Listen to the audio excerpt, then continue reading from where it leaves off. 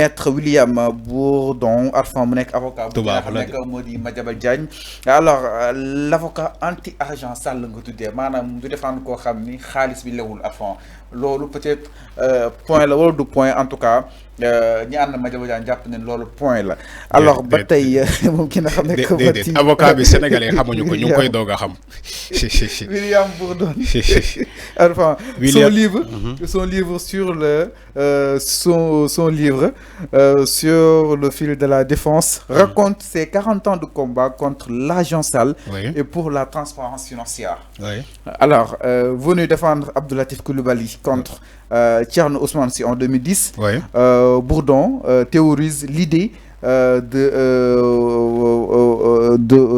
faisceau d'indices contre justement les cols blancs, mais aussi enfin Mouradi créé li nga xam ne que moo di Sharpa William mi affiché ben double visage si xeex bi nga xam ni itam booba tey mu koy daal di amal la contre les milliardaires américains jëm si xaalis gi nga xam ne tam na ko amee te lewul. Alors enfin tey William tey mu ñëw fa seeni na taxaw ki nga xam ne que moo di Madiambal Diagne gis nañ fa aussi ñoom maître Dior Diagne ñoom maître Amadou Sall entre autres et c'est donc quand même sont c'est des avocats yoo xam ne afan neexul wala comme yow oui xam nga yow Fallou même booy lire ça qui a comme l'impression c'est de la comédie. C'est de la comédie. Non, c'est de la comédie. Non, c'est de la comédie. C'est que Madiambal Diagne, il veut jouer de la comédie sur son dossier là. Il fait de la comédie. Parce que tu peux pas nous dire que tu vas en France pour préparer ta défense. Il va en France pour préparer sa défense.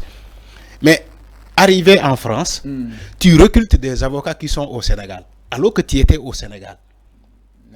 Non, moi me développer après mon bail. Mais quand tu es au Sénégal, tu peux recruter des avocats qui sont au Sénégal. Nga xaar nga dem ba France parce que il est en train de confirmer la thèse comme quoi que dafa daw. Parce que bu fekkee dawul doo dem ba France ngay recruter ay avocats yi nekk Sénégal.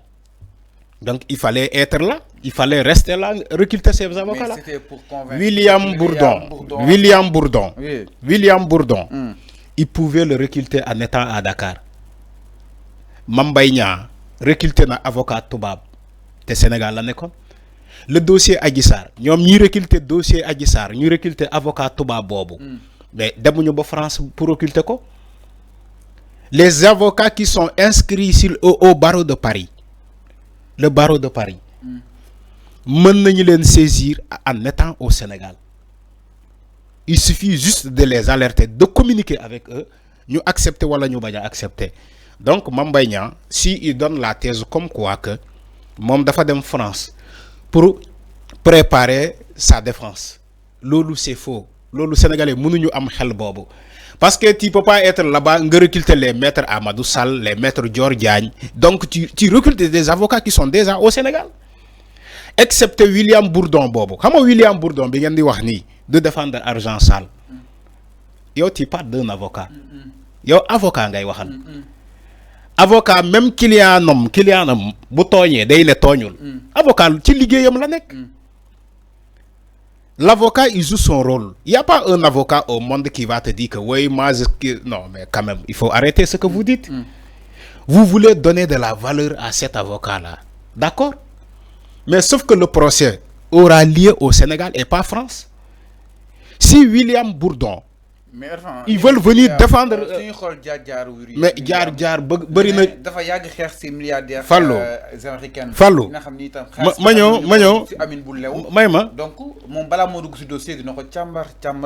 Fallo. Il y a beaucoup d'avocats noirs. Ils sont la robe noire. Ñoo xamantene ñoo ëpp jaar William Bourdon bi ngay wax ni.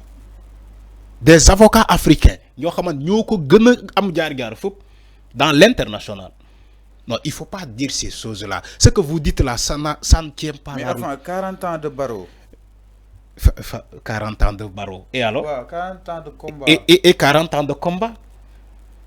Tu peux défendre un dossier, bo xamantene dañu né diw dafa def un détournement de deniers publics. On l'attend au Sénégal. Moi, je n'ai pas contre l'avocat là, William Bourdon. Comment il s'appelle? Madiambal Diagne, ce qu'on est, dem recruter même les avocats américains. même les avocats américains. Su ko neexee moom Madiambal Diagne na dem recruter ses avocats américains. mais dina am lu muy poser ci dossier non du am dara déedéet xam nga William Bourdon bu taxaw. oui son arrivée au Sénégal entre autres sur le dossier. donc Arfan en grosso modo Arfan. tu crois que analyse politiquement. Madiambal Diagne est préparé parce que jàpp na lii léegi benn affaire d'état la moom il est préparé allant dans ce sens exactement. Arfan jàpp na ni complot la lu ñu urdir la contre lui donc da nga jàpp ni techniquement et taxawaay bi soit politique il est préparé donc dawam bi am na lu muy signifier sûrement. Fallou. bul layal lu lewul. yow tu es en train de légaliser loo xamante légalul. si lan si naka. comment tu dis un complot. est-ce que Madiambal Diagne moo wax complot. kan moo ko comploté c'est un complot bien ourdi. waaw d'accord kan moo ko comploté. ah moo ko wax de. Madiambal Diagne qui a été cité par un rapport de scientifique kan moo ko comploté. moo ko wax de. moom bu muy signer le contrat avec Ellipse Projects International. kan moo ko signer le contrat bi. est-ce que aujourd'hui c'est l'État du Sénégal moo dem ne comment dirais-je Madiambal Diagne demal nga signer contrat avec Ellipse Projects International. Il faut arrêter. Il n'y a pas un complot.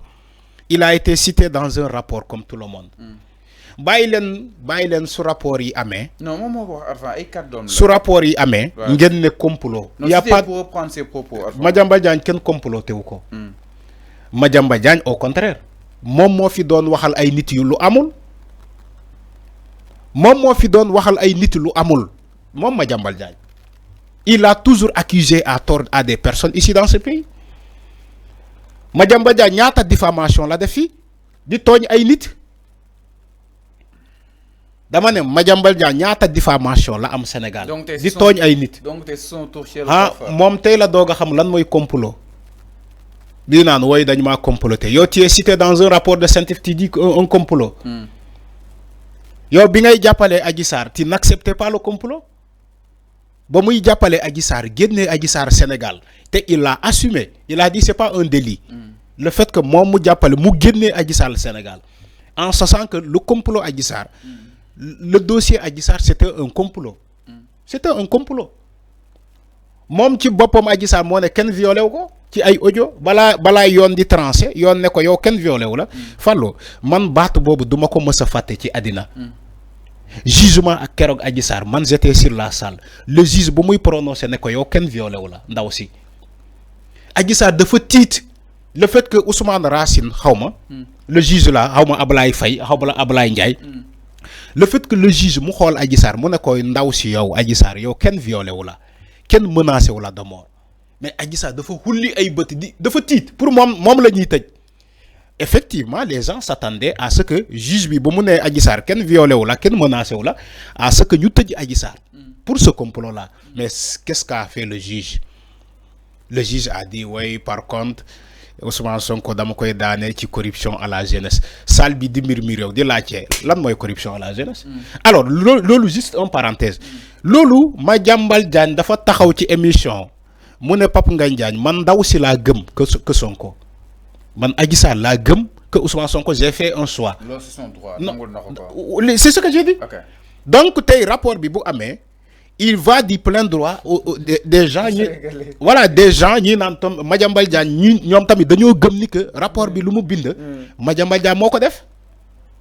xam nga loolu tamit il faut que nga accepter ko nit ñi. voilà c'est comme ça il faut accepter les gens aussi bu ñu taxawee ñu ne Madiambal Diagne yow rapport scientifique lu mu bind yow yaa ko def. comme tamit ñeneen ñu mënee taxaw ñu ne Madiambal Diagne deful nañ ko juger nañ ko atte. donc il faut accepter les gens ñuy joxe seen xalaat. comme Madiambal Diagne lu mu doon tuumal ay gor fi dafa doon tuumal ay gor man je ne parle pas des politiciens mais ton confrère journaliste. Souleymane Teliko. xam nga yow boo nee Madiambal Diagne suñu doyen la Souleymane Teliko loolu la nekkee suñu doyen. entre deux journalistes comment il a accusé Souleymane Teliko à tort ni que Souleymane Teliko dafa jot ay financement di Tchad. ci diffamation dossier bi def ay at pour que yoon tranché après on dit Madiambal Diagne tu as tort yow yaa tooñ Souleymane Teliko. alors mi ngi naan aujourd'hui vous voulez dire que ce Madiambal Diagne là mooy taxaw di naan état moo bëgg a comploter contre lui. non il faut arrêter. alors leer na. complot wala du complot fallu foofu lay jeexalee. complot wala du complot. mi ngi attaqué aussi maître Bamba Cissé. non jarul sa maître Bamba Cissé. moom ki nga xam ne que mooy Madiambal Diagne. dama ne jarul maître Bamba Cissé ma ne. attaqué bu baax a baax. ma ne fallu. bokk na si lu nu mel concrètement. dama ne. bu waxee ci maître Bamba Cissé da koy tooñ. Bamba Cissé ne gère pas la justice, il gère la sécurité du pays. Non, aéroport. Non. Bien sûr. Même aéroport, c'est normal.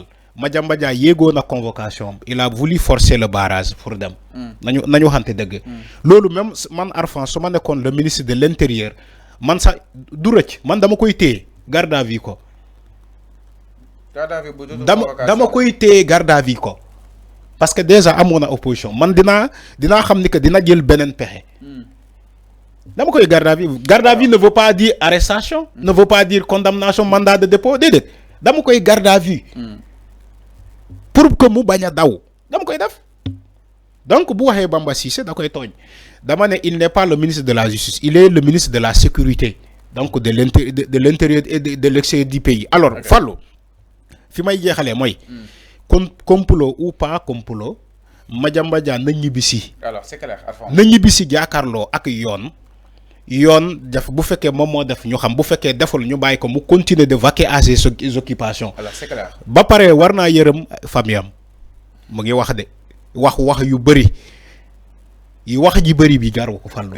alors mi noonu wax ju bëri bi jaru ko Madiambal Diagne war naa yërëm sa famille est en prison. mais il faut comprendre des politiques quand même. non boo politique ba ñu jàpp sa famille sa famille yow yóbbu leen kaso nga war a jël politique bi tegoo ko nële nga taxaw sa famille parce que dañoo jàpp sa famille quand même. alors mi noonu leer na. non quand même par rapport ak li nga xam ne moo di justement mbiru Madiambal Diagne sa sortie sur li nga xam ne moo di wàll wi alors ñu daal di ñëw si leneen sans plus tarder ba tey daal